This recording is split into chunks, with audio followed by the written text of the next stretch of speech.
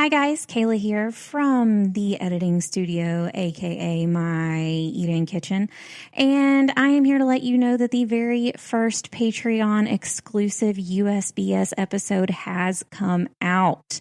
And if you're one of the cool kids, you've already heard it and you know how amazing it is as well. So I'm just here to go ahead and let you know you can also have access to it as well. Any level of Patreon support has access to the Patreon exclusive USBS episodes. So head on over to patreon.com/OneNationUnderCrime. Let's get to the show. You are listening to One Nation Under Crime, a historical, chronological, true crime podcast. Each week, we go through our nation's history and discuss one case from each year, starting in 1800. I'm Kayla. And I'm Leah. Except this week, we're stuck. We're on a part 2. Yeah. So if y'all listened to last week, congratulations. You made it through an hour and 40 minutes of us. I mean, but we're delightful, so of course you want more. So, I mean, I'm glad y'all enjoyed it. And I mean, who wouldn't enjoy that? So this week we are going to actually get into the case. I'm going to go ahead and put a content warning here. Leah is not going to be with us for the entirety of this episode. Kayla is banishing me. Yes, for good reason. The folks will appreciate it. It's not Disney approved. Oh, no. I mean, like, even there were a couple of things that I saw that I was like, I can't say that out loud. That's bad. Oh, it's bad. So if you remember our HARP episode format, then you're going to know how this is exactly going to go. She'll be here at the beginning and at the end. And in the middle, it'll just be me and you guys for a few minutes. It's not a big section. I'll let you know, of course, before I start it and when it ends. And there will be timestamps in the show notes. For anybody who doesn't know what show notes are, I know sometimes I say show notes, but if you scroll up, if you're looking at your podcast screen, you see, our cover art and everything. And if you scroll up, there are show notes down there at the bottom. That's where all of our sources go. I link all of our sources each week. That's kind of where everything is. And that's also going to be where your timestamp is for this episode. So pay attention. I am warning you. If you are not aware of Madame LaLaurie, and you are not aware of what occurred in, they call it the top room in the mansion. Mm-hmm. Some people refer to it as the attic. If you are not aware, I am warning you, it's worse than you think. Ugh. So I've heard the story multiple times. I also watched American Horror Story, the season 3, which was Coven. And it's American Horror Story's pretty out there. And the lovely Kathy Bates was in it, and she played Madame LaLaurie. She was an amazing Madame LaLaurie. She's amazing in anything she does. She's so good. So, but just a forewarning, you may think I'm good. The Hart brothers wasn't that bad. Yeah. It wasn't, it's not as bad. The Hart brothers is absolutely nothing compared to this. I'm just going to go ahead and say that.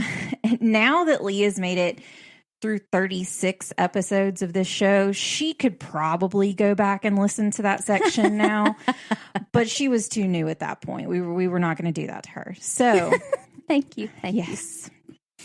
So in keeping with our episode titles, you will notice that this week we are in episode 37, and it is Deuxième Partie, which is part 2, Madame LaLaurie, and I'm titling this one The Dark Secret. Oh my. There's a pretty good bit that you will get ahead of time before Leah cuts out. There's a pretty good bit about her, about a bunch of different things. And then really the worst part that I'm cutting out is the worst part. So just to kind of let y'all know. Does she make a wallet out of human skin? Because I've survived that. I mean, I'm just saying that was pretty bad. That's pretty bad. I mean, that's pretty bad. Let me put it this way. If you appreciate, I don't appreciate that. Living people, keep this in mind, having their insides on the insides. If you like that, and you don't want to hear about that, the reverse of it, maybe no. It's kind of like I tell my doctor, I don't mind getting shots, that's putting medicine on the inside. It's when you want to take my blood because God put that on the inside. And I feel like if God put it on the inside, it should stay on the inside. Well, so I'm going to have a problem. It's pretty bad. Yeah, it's pretty bad. So just to let you know. I mean, if you want to have your blood taken, that's fine. But it's when it's my blood being taken that it ain't okay. Oh, trust me, you ain't okay with this. I'll let your husband listen, and then he can determine whether he'll allow you to listen. Gotcha. If y'all don't know, Leah's husband listens every week to our episodes. He's caught up. He knows exactly everything that we discuss, and I'll let him be the judge of that, so I won't be the one in trouble. And I don't spoil it for him when you have nightmares. He listens. So, April 10th of 1834, a fire at the LaLaurie Mansion in New Orleans, Louisiana, uncovered the dark secret held on to by Madame Marie Delphine LaLaurie, an attic full of torment and torture that still haunts the ground it sits on today. Yeah. Marie Delphine McCarty, before she was a LaLaurie, she was a McCarty. She was born in New Orleans, and at that time it was Spanish Louisiana, on March 19th of 1787. She was one of 5 children, still too many. She was a Pisces, which I'm a Cancer, so I can say things about Pisces. Pisces are interesting. They're interesting people. I'm saying that if you are a Pisces, you do not want to associate with this one. Not at all. You may be a fish, but this is not one fish that you want to swim with. Her father was Louis Barthélemy McCarty. That's a name. Yes. He immigrated from Ireland to the U.S. in 1730 during the French colonial period. Her mother, Marie Jean, interesting. It's like one name, Marie Jean. She was a French woman, and the family lived in the white Creole community in New Orleans. Okay. So, the family name was shortened to McCarty. It was McCarthy before they got to the United States. And her mother was also known as the Widow Lecomte, because her marriage to Louis McCarthy was her second. So she was widowed before. Not uncommon. That. Let's see. Delphine's father originally immigrated to Spanish Louisiana from Ireland, like I said, around 1730 in the French colonial period. Both of her parents were pretty influential in the European Creole community. Her uncle, Esteban Rodriguez Miro, was governor of the Spanish American provinces of Louisiana and Florida from 1785 to 1791.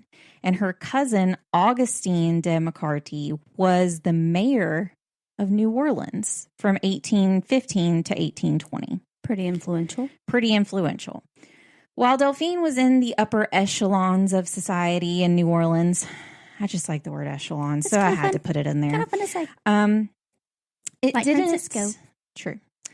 It didn't prevent her from seeing the disruption that was all around her. When she was only 4, the Haitian Revolution erupted in 1791, and it sparked fear in slaveholders in the southern United States and in the, I don't know, some people say Caribbean, some people say Caribbean.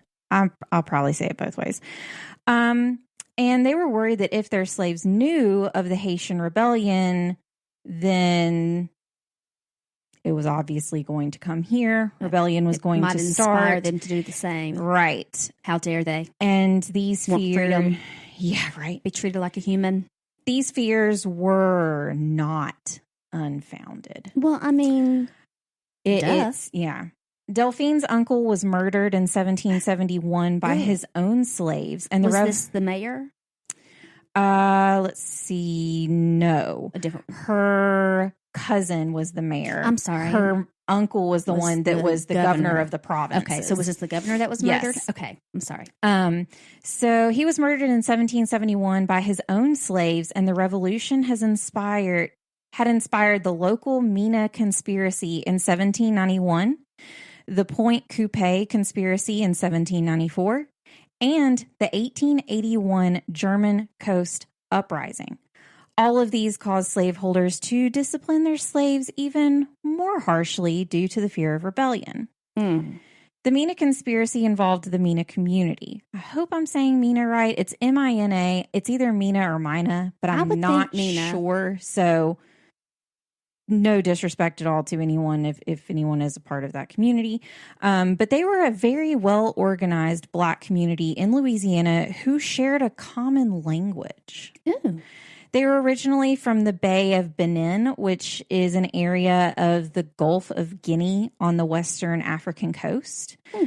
It was said that the Mina Conspiracy heavily influenced the Pointe Coupee Conspiracy of 1795. And the Mina Conspiracy can really be boiled down to a very intelligent community of people speaking their own language that, surprisingly, slaveholders encouraged them to use their native language. You would think they would want to nip that in the bud so that they couldn't. Exactly. So that's why it's kind of called the Mina Conspiracy, because not necessarily everyone involved were a part of that community, but everyone was speaking that language. Right. So anyways, either way, they planned a revolt. Surprisingly, like I said, I find it a little odd that they were told to use their native language. But in a lot of times slave owners would, I don't know how to say, like, not hire, not like promote isn't the word, but you know what I mean? Like, they would get people who were their quote trusted slaves to watch after the other ones. So I don't know if that might be a possibility. Like have a definite separation. Yeah, so I don't know. I mean, I can see that. But. It's very odd. When the Pointe Coupee was part of New Spain, the Spanish suppressed the Mina Conspiracy near New Roads, Louisiana. On May 4th of 1795, 57 slaves and 3 local white men were put on trial in Pointe Coupee after an attempted slave insurrection at the plantation of Julien de Lalande, Poydras. If anybody knows Poydras, Poydras is kind of a big thing in Louisiana. Planners discovered... Dear gracious, these names. Difficult. It's the name of a book, and it's called, it looks like it's Theory de Impo. Not sure. Anyways, it was a book which included the Declaration of the Rights of Man and the Citizens in 1789. And they found that in one cabin, the planners did, when they were looking after this rebellion insurrection had kind of started. So they found this book. The trial ended with 23 slaves being hanged. And, sorry guys, their decapitated heads posted along the road. And 31 slaves were sentenced to flogging and hard labor. All 3 white men were deported, with 2 sentenced to 6 years forced labor in Havana, Cuba. Yikes. Yeah. And I think I said 1881 earlier. It's 1811. Anyways, the 1811 German Coast Uprising was a slave revolt that occurred in parts of the territory of Orleans between January 8th and 10th in 1811. I did mention this back in our episode on 1811 as an event, so I'm kind of glad we were able to circle back to it, because it is very important even still today. Well, yeah. The revolt took place on the east bank of the Mississippi River in what is now the St. John the Baptist, St. Charles, and Jefferson parishes in Louisiana. So 3 separate parishes were included. The insurgency was the largest in U.S. history. Wow. The rebels, which I do not love this term, but that's how a lot of people described the group, killed 2 white men. And on the other side, the slaveholders and the people, trying to like calm down the rebellion, they killed 95. Oof. The number isn't quite known. 95 is kind of the number that a lot of people go with. But as far as the next, between 65 and 125 enslaved men marched from a sugarcane plantation near present-day Laplace on the German coast toward the city of New Orleans. Men joined them as they passed by, and once they reached their destination, some say almost 500 enslaved people were participating. During the 2-day, 20-mile march, the men burned 5 plantations, 3 of them to the ground. Wow. Several sugar houses and crops along the way. White men led by officials of the territory formed militia companies. And in a battle on January 10th, they killed 40 to 45 of the escaped slaves while suffering no fatalities themselves. Absolutely none. Then they hunted down and killed several others without a trial. Over the next 2 weeks, white planters and officials interrogated, tried, executed, and decapitated an additional 44 escaped slaves who had been captured. Executions at this time were by hanging or firing squad. Heads were displayed on pikes to intimidate the other slaves. Yeah. Since 1990, That's very barbaric. Yes. Since 1995, the African American History Alliance of Louisiana has led an annual commemoration in January of each year of the uprising, in which they have been joined by some of the descendants of the participants in that revolt, which I found just fascinating. That is. So, and that was actually, we're recording this on the 20th. That was actually just a few days ago. There was anniversary for it. So that's pretty cool. It's crazy. So in the middle of all of this sat Delphine, watching everything around her. And by 1800, when she was 13, how old was she? 13. How old was she? You said 13. Okay, I'm just making sure. She was married off to Don Ramon de Lopez y Angulo. Oh no! Yeah, that's why I wanted to make sure everyone was real clear that 13 was the number. Oh my goodness! He was a high-ranking Spanish royal officer at the time. How old was he? How old was he? I couldn't find an exact was he 31? He was older than her. I mean, if he was a ranking officer, I mean, you had to be. Yep. You weren't 18. Oh yeah. At this time, that's gross.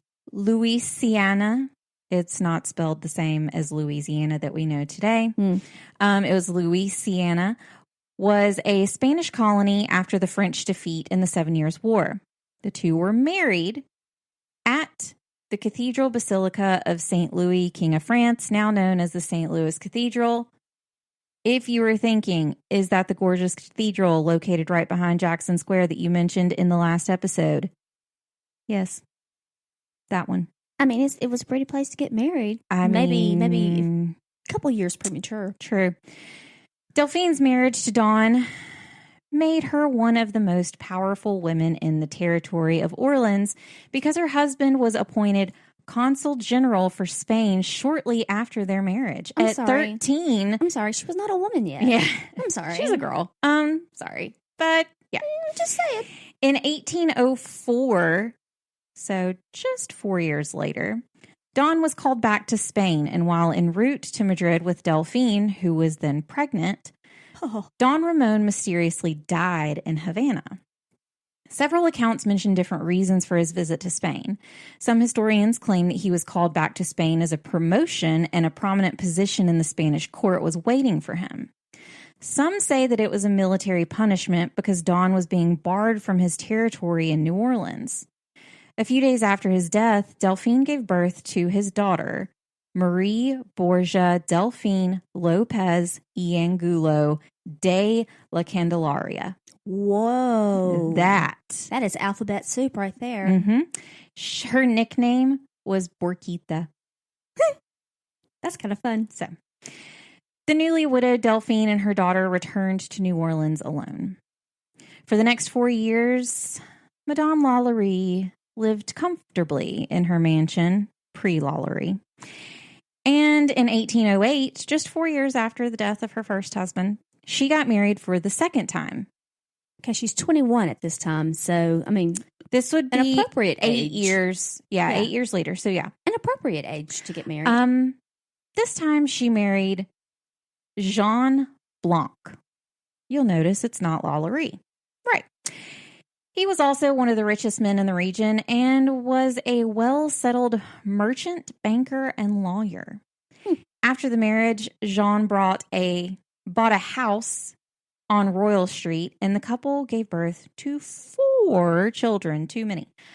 And No. She gave birth. The couple didn't give birth. Their names were Oh, dear. Jean-Pierre Pauline. All of their last names were Blanc. So I didn't put their last names because they're all the same. So there's Jean-Pierre Pauline, Louise Marie Laure, Marie Louise Jean, and Marie Louise Pauline. Oh. So they just swap the names around, and it's a new kid. Put the names in a hat, and this order. Okay. Yeah, it works. This order. Okay. It's fine. It's not confusing at all. Nope. But the second marriage did not last very long either, and Jean passed away in 1816, just 8 years after their marriage. Oh. One of Delphine's daughters from her second marriage was deformed at birth with some issues with her spinal cord. I couldn't exactly find exactly what it was, but that was what it came down to. The treatment led her to a doctor. You will not like his first name. Leonard. Oh, it's my puppy's name. Leonard Louis Nicholas LaLaurie. Who tried all sorts of methods to treat the young girl, but he was not successful. But in the process, he became attracted to the widowed Madame and vice versa.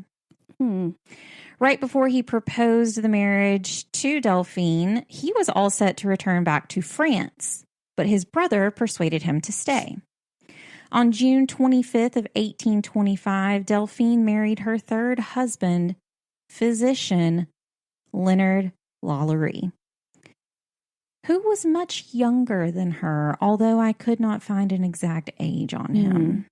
Well, I mean, she was the very, very much younger one in her first marriage. So, I mean, Yeah. Tables have turned. It's... And I will say, my Leonard is pretty neurotic. So, I mean, I'll just wait. I'm just saying. So, in 1831, she bought the property at 1140 Royal Street, which she managed in her own name with little involvement of her husband. In 1832, she had a 2-story mansion built there, complete with attached slave quarters. She lived there with her third husband and 2 of her daughters and maintained a central position in New Orleans society. The marriage soon showed signs of strain, however. On November 16th of 1832, Delphine petitioned the First Judicial District Court for a separation from the bed and board of her husband. Okay. In which Delphine claimed that her husband had, quote, treated her in such a manner as to render their living together unsupportable. Claims which her son and 2 of her daughters confirmed.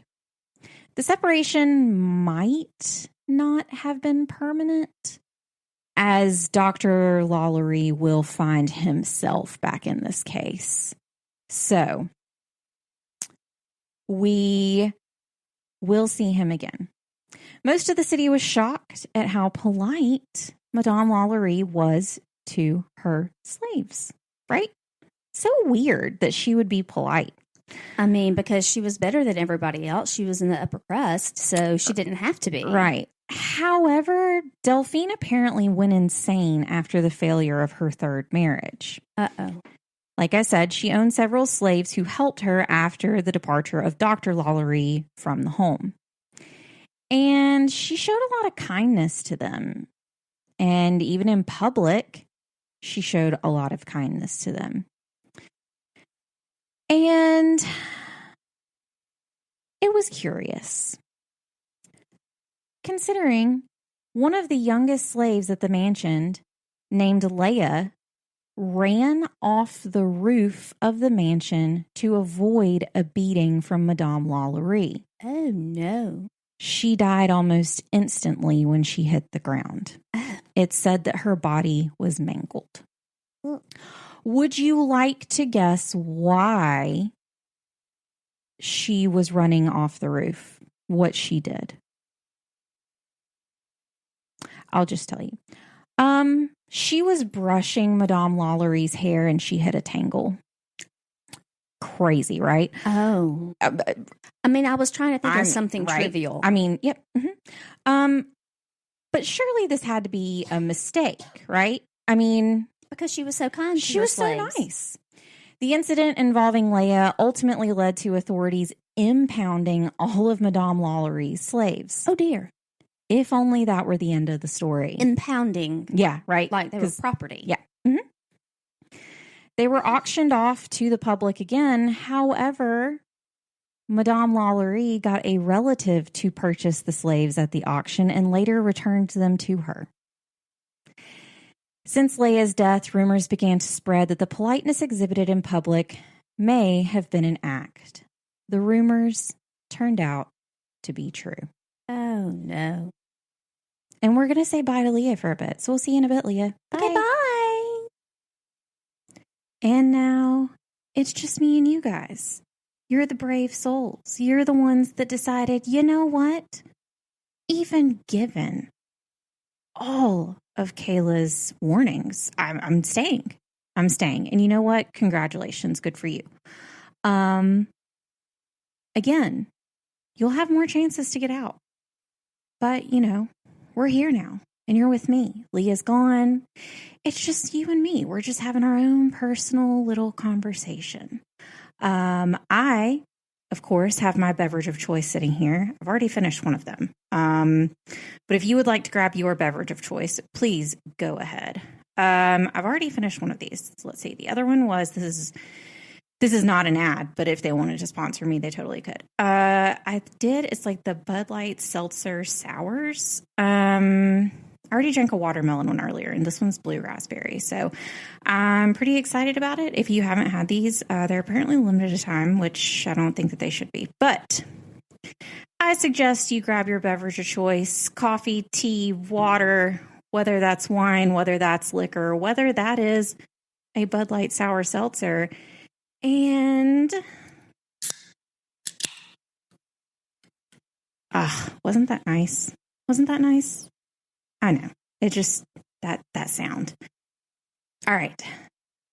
Now that I took a big sip, I think that I can forge forward and get through this with you guys. So, on the morning of April 10th of 1834, like I said before, a fire broke out at the mansion on Royal Street, and Madame LaLaurie's secrets were about to be on full display. The fire started in the kitchen, and once the fire marshals arrived and got to the kitchen, they found the elderly house cook chained to the stove. Like, what? What? Chained to the stove? I can't imagine. It's also said that she was like in her 70s, and I just can't. So many different things, but it gets worse. When she was asked about the fire, she admitted she started it, and it was an attempt at suicide. What could be happening in this house that was so terrible that a woman would voluntarily die by fire just to get away from it? I mean, like, you'll know that I'm the morbid one. But as far as ways to go, like, fire has to be up at the top as, like, one of the worst. Like, I can't imagine. The woman was questioned even more, and she said that Madame LaLaurie threatened to take her to the top room. Anyone who went there never came back down, and the stories of what happened up there were enough for this woman to set the building on fire with herself in it. Of course, upon hearing this, the authorities headed to the room to investigate, a decision that would haunt them for years to come. How bad could the room be? I'm going to take another sip before I start this because we're on a ride, guys. All right. Okay, I think I'm good now. All right. Buckle up because this is a rough one, guys. The authorities opened the door to the top room and immediately were assaulted by the smell. Some immediately vomited just from that smell alone. There were dead bodies of several slaves in the room, and that wasn't even the worst part. This was a room where things occurred that even the word torture doesn't aptly explain what was going on. Again, guys, this is your last warning to skip ahead. If you've ever heard this story before, then you know what's coming. But if you've not, the next part's going to be very, very difficult to process. Again, this is your last warning. You decided to stay? All right, here we go. The slaves found alive were, quote, deadly thin and clearly had not been fed in some time. This is the one that I alluded to earlier. One woman who was alive had her intestines wrapped around her, and the authorities said you could still see them working. What? The slaves had metal bars with spikes around their necks to prevent them from moving as well. Others were put into small cages. Cages so small that no one could fit into them. But the slaves were made to fit the cages. How so, you ask? Their bones were broken so that they could fit, and it was clear that some had been in there for a while because their bones had started to try and heal and were fused in the contorted positions of the cage. It is said that one slave had their bones broken and reset in such a way to make them look like a crab when they tried to stand and walk. This one's pretty bad too, guys. Another had skin peeled off in spirals, giving the appearance of a caterpillar. Slaves there also had their eyes gouged out, fingernails ripped out, mouths sewn shut, and festering wounds from repeated beatings. One man was said to have God, this is so disgusting. And this, honestly, guys, like, to be totally honest with you, I cut a couple of things out that I honestly just couldn't read out loud. And this one's pretty bad. One man was said to have a hole drilled into his head, and go ahead, guys. Just take a sip of that drink right now. Maggots were crawling out of it. And yes, he was still alive. There has never been an exact number of slaves that entered the top room, but it's estimated to be well over 100. People were beyond shocked. The discovery of Madame LaLaurie wicked ways made it to a local newspaper, which recorded that witnesses had seen, quote, 7 slaves more or less horribly mutilated, suspended by the neck with their limbs apparently stretched and torn from one extremity to the other. It's like some medieval torture stuff that like you've seen them come up with, where they like put, each limb, or like what's drawn and quartered, where like they put a horse and like tie him to each end and then make the horses run. Like that's what that reminds me of. It's, ugh. The pleasant, beautiful, and seemingly kind woman was a sadistic murderer. Not only that, a serial killer. People had never witnessed slaves being treated so horribly. This says a lot, given that during this time, it was perfectly fine to treat your slaves badly. Some say that Dr. LaLaurie, who some suspect was actually experimenting with Haitian voodoo potions to create more docile servants. If you know the story of, oh my gosh, what is his name? Some people are screaming it at me. Dahmer? Was it Dahmer? I believe it was Dahmer. Who drilled holes in the skulls of his victims and like poured acid in to try and turn them into zombies. That's what this kind of reminds me of. And if y'all didn't know that, and if I got the serial killer wrong, 1, sorry I told you that. 2, sorry I got it wrong. Anyways, so yes, it said that he was like experimenting with them to create more docile servants. So like, I don't know, like the equivalent of giving them Xanax or, I don't know. Either way, it said that he turned away help from the fire as he was the one mutilating the LaLaurie slaves in cruel half-medical experiments. Either way, at the time, Madame LaLaurie was the one residing at the home, as we said before, and she had crossed the line, and the entire community agreed on this. So that's the worst of it, guys. Again, you were warned. I told you. I'm sorry. That's all I can say. I hope it wasn't. Now you'll know. Now you'll know. I apologize. Now we're going to get back with Leah and finish out the story. The infamous house still stands on the corner of Royal Street, but what happened next is still partially unknown. The extremely cruel treatment of the slaves in the LaLaurie house was illegal and warranted criminal sanctions. More importantly, the New Orleans community was outraged by what they heard and the cruel nature of what was found. This led to many wanting to serve justice for themselves. Mobs of over 4,000 people came and destroyed the mansion, all of its property, everything. And they uncovered numerous graves on the property, one of them being Leah's. Yeah.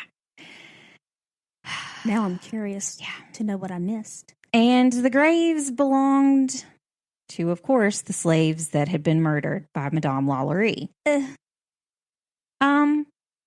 It's also said, and for those of you who did kind of skip over, it's also said that some of this might, the doctor was there, Dr. LaLaurie was there the day of the fire that it broke out. And it is said, one, that he tried to turn away help for the fire.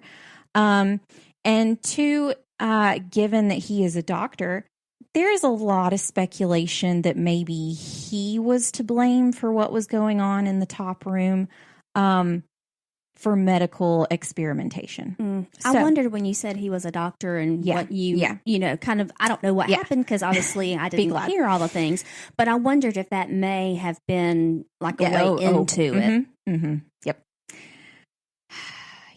After the dust settled, the LaLauries couldn't be found. Oh.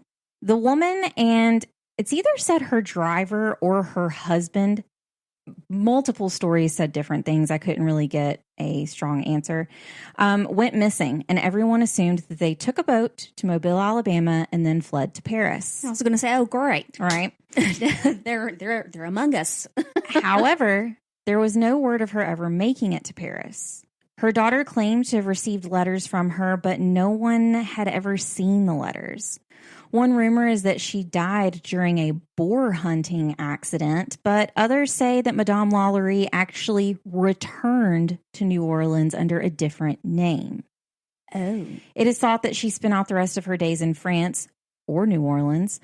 Most people think France, but an epitaph plate declaring her death was found in New Orleans in 1873. Eugene Bax, who served as the sexton, I just kind of liked the word, that was fancy. That's a grave digger, or who they graveyard shift, the bells, y'all know. He was the grave digger at St. Louis Cemetery number 1, the famous one. And he discovered an old cracked copper plate in alley 4 of the cemetery. The inscription read in French, but I'm not reading it in French. Madame LaLaurie, born Marie Delphine McCarthy, died in Paris December 7th, 1842 at the age of 55. However, the French archives say that she died in 1849 when she was 62. But no one knows if that's her or not. Right. So it's a mystery. It's it is. The LaLaurie Mansion still sits at 1140 Royal Street today, and it is the most popular spot on New Orleans ghost tours. Today, it is widely considered the most haunted house in the French Quarter. For almost 200 years, many have reported paranormal activity coming from this house.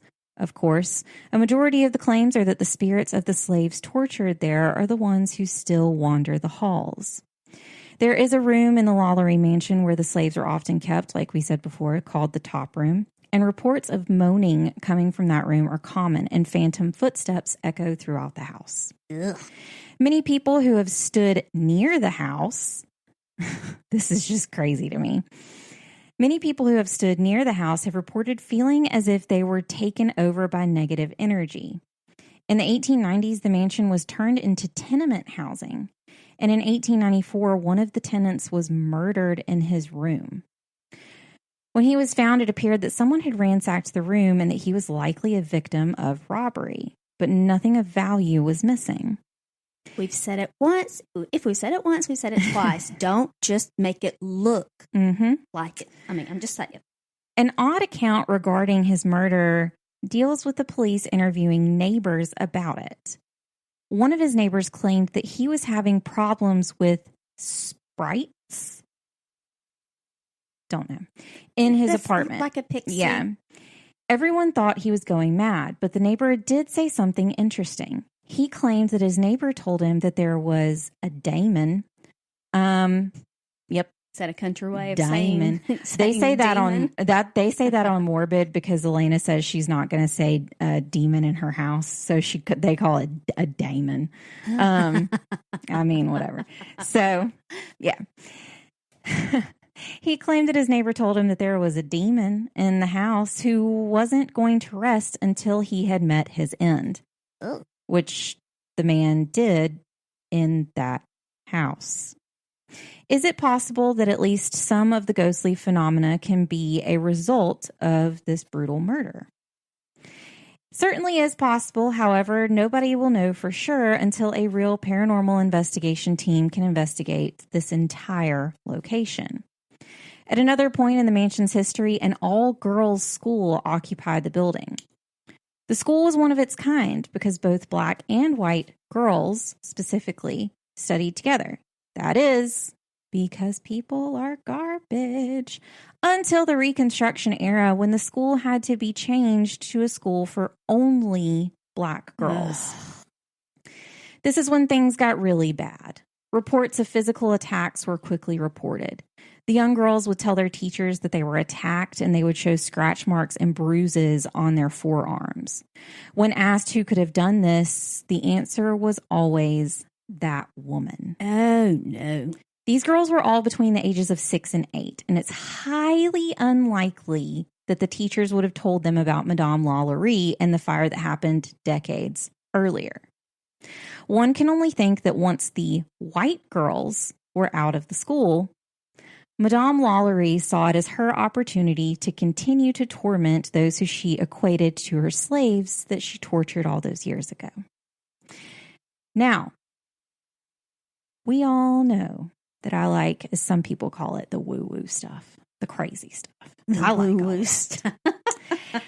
And that I believe, but I understand that not everyone believes in psychics or mediums. I get it.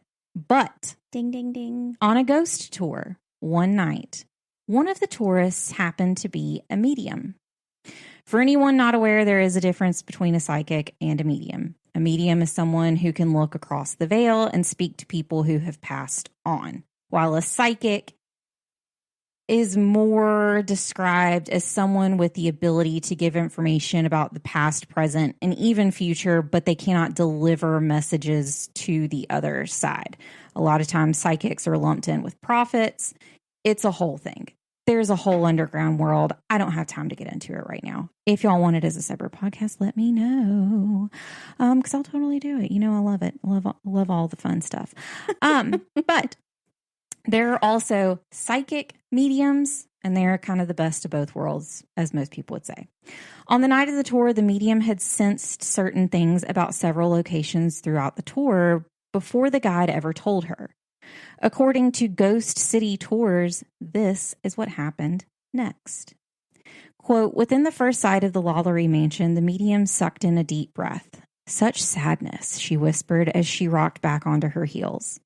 Pulling out her phone, she proceeded to snap a picture of the mansion. The bricked up window, she went on. That's not where the little girl fell out of. The tour guide paused, simply because she hadn't gotten to the part of the story about the little girl at all. Nevertheless, she recovered quickly and said, no, you're right. The story goes that Leah fell into the courtyard. As for the bricked up window, I suspect that someone did some interior decorating but wanted to maintain the symmetry on the outside of the home as well. In the next few minutes, the medium experienced such a heavy emotion like the weight had settled upon her shoulders. She sensed the spirit of a young boy who liked to play pranks on the living and the spirit of a little girl who was often nervous. Did she feel any of the helplessness or anger? The tour guide asked. No, was their response. Whatever happened then with LaLaurie does not visit this house any longer. People are all drawn in by the macabre and mystery of places like the LaLaurie Mansion. I mean, as of right now, you are listening to a true crime podcast. Either way, it might surprise some that the LaLaurie Mansion has been bought over the years and changed hands. One person you might not know that owned it, Nicolas Cage. In April 2007, he bought the house for $3.45 million. Yeah. To protect his privacy, the mortgage documents were drawn up in a way that his name never appeared on them. In one interview in The Advocate, he said, quote, New Orleans is not like anywhere else in the world. There is a confluence of culture, spirituality, cuisine, and you know that it's just its own special place. He told the New York Daily News in 2009, quote, I am a child of California, and I would go to Disneyland quite a bit.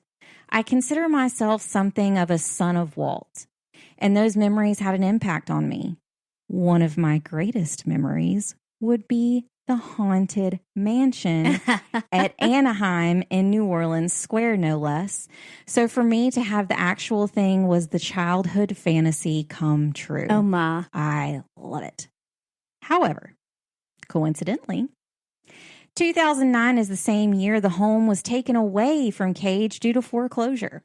Wah, wah. The Internal Revenue Service, we gotta love them, also known as the IRS, slapped Cage with a $6.2 million tax lien, causing the actor to lose several properties under his name.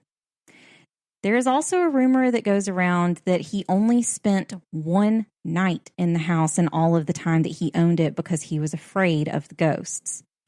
He actually bought the house to write a novel in it. Like he wanted to write a horror novel, like Stephen King style, in the house. Oh. He only stayed in it one night, supposedly. I have visited Stephen King's house.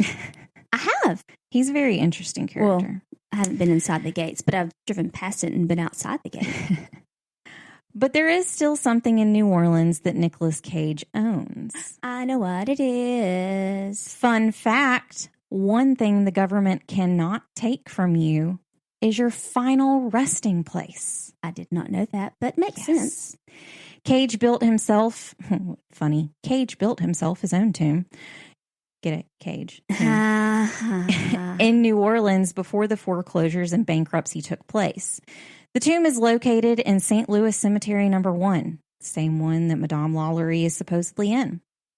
And it is unlike anything anyone has ever seen. It's pretty fantastic.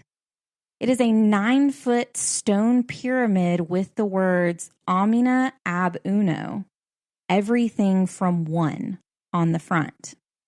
As for why Cage prematurely built his tomb, he has never officially said. Some of his fans, which I love this, some of his fans believe the pyramid is an homage to the National Treasure franchise. I love it. Others think it's proof that Nicolas Cage is a member of the Illuminati. Oh. Today, the LaLaurie Mansion is owned by an energy trader named Michael Whalen, who bought the house in 2010, and he moved in 2013. He spent the 3 years renovating the entire house. He purchased the 10,300 square foot property for the bargaining price of $2.1 million. Wow. And it had appraised for $3.55 million at the time of his purchase. Woof. Since it is now private property, of course, no one can go in without permission from the owner. It's said that the present owner, Michael Whalen, is very strict on maintaining the privacy of his estate. Yeah. I've also heard, I did a ghost tour in New Orleans and did see this house, and our tour guide did say he's like borderline rude about it. And she said that at one time he actually, because it's a big balcony on the second level. It's kind of 3 floors. It's gorgeous. If you've never seen it, there will be pictures on our Instagram, so go see. And so all the doors, you know, like they have those big long windows, like that you open up, kind of like a French door. And one night, he was having a party of some sort there. He took all of the speakers and pointed them out of the windows so that the tour guides couldn't do their tours because the music was so loud they couldn't hear them talking. But they don't go on his side. They're very respectful about it. They stay on the opposite side of the street. But you bought the LaLaurie Mansion. Yeah. I'm sorry. Like, it comes with it. Yeah. It's a famous landmark. And you can look up photos from where he redid the inside. Nicolas Cage, gotta love him, went in and turned everything crushed red velvet when he got it. Who would have thought?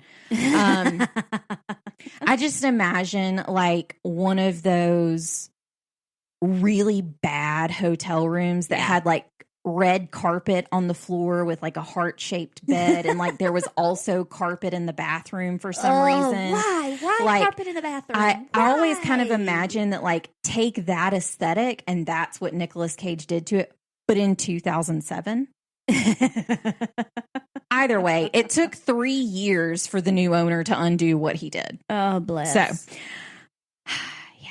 During the film production of American Horror Story Coven Season 3 and The Best Season, Can't Change My Mind, it came out in 2013, which was the year that he moved into the house. It said that he doesn't live there. He's from Texas, and he comes back. He visits back and forth. Okay. I don't know. Must be nice to have a $2.55 million vacation home. Now it's probably way more. Wait. It must be nice to have a vacation home. I mean, seriously. Period. So American Horror Story Coven came out in 2013, and the crew was not allowed to do any filming inside the property. This is bizarre considering Kathy Bates was playing the character of Delphine LaLaurie in the franchise. There are external shots in the show, but anything filmed indoors was actually filmed at another mansion nearby. Huh. In a shocking twist in 2020, it was announced that a film franchise would be produced based on the infamous mansion. It is to be called the LaLaurie Mansion. Super unique name. And several parts of the film will be shot on site. Ah, I mean, it grabs your attention. The name does. Yep.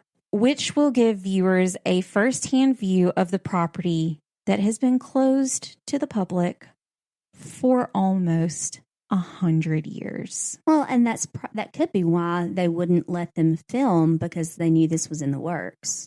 No. Mm-mm. The film idea, so that came out in 2020 that they approved it. It hasn't started filming. It's not filming yet. 2013 was when the show came out. They were filming in 2012. Well, so anyways. So yes, after 100 years, the inside of the house will be officially seen on film. You can look up photos of when this guy redid the house. Like some architecture magazine came in and took it. It's gorgeous. He did a wonderful job. The building looks beautiful. I mean, it's a mansion. But that is the story of Madame Marie Delphine LaLaurie. Hope y'all enjoyed it. Y'all spent 2 episodes with us on her. And you've survived. And you survived all of it. So sorry if I scarred you. Do not send me your therapy bills because I can't afford them. And you were told to You were told. You were warned. I even, in the section where Leah was gone, I even warned you before I even started and told you, now, this is your last chance to get out. So you only have yourself to blame. You're not going to find anything gross like that on our website, but you can find all information of ONUC. It's onenationundercrime.com. We are One Nation Under Crime on Facebook, Instagram, YouTube, and at ONUC Pod on Twitter. If you love our podcast as much as we do, and of course you do, of course, go leave us a 5-star review on Apple Podcasts. Make sure to leave a comment on there as well. We do have a Patreon if you would like to help with the cost of making and hosting the show. And by the time this comes out, our first exclusive Patreon episode will be out. Dun, da, da, da. Thank you guys for listening to this week's episode of One Nation Under Crime. We will see you here, same time. Different crime. Next week. And remember, there isn't always liberty and justice for all. Unfortunately. Goodbye. Bye.